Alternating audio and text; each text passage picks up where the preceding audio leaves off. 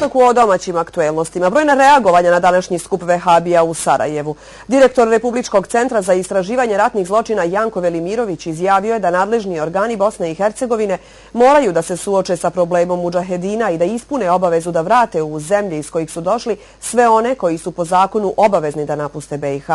Protesti vehabija u Sarajevu još jedan su dokaz da su Srbi taoci nerješavanja događaja iz proteklog rata u BiH, smatra Velimirović, tražeći procesuiranje onih koji su počinili ratne zločine. Skup podrške licima afroazijskog porijekla koja se nalaze u imigracionom centru službe za poslove sa strancima u Bosni i Hercegovini dio je matrice zastrašivanja svih naroda u BiH i pokazuje pravo lice današnjeg Sarajeva, ocjenjuje član ekspertskog tima Jugoistočne Evrope za borbu protiv terorizma i organizovanog kriminala Dževad Galijašević.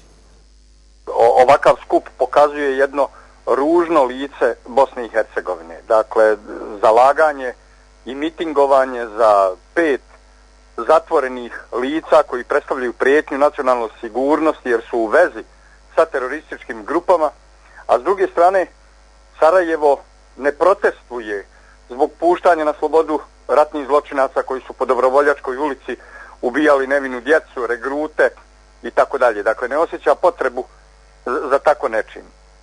Sigurno je da ovakvi skupovi povezuju Bosnu i Hercegovinu sa globalnim terorističkim prijetnjama u svijetu. Terorizam i teroristički čin nije samo, dakle, konkretno nasilje, ono je i zastrašivanje jednom ozbiljnom prijetnjom da će se nasilje desiti.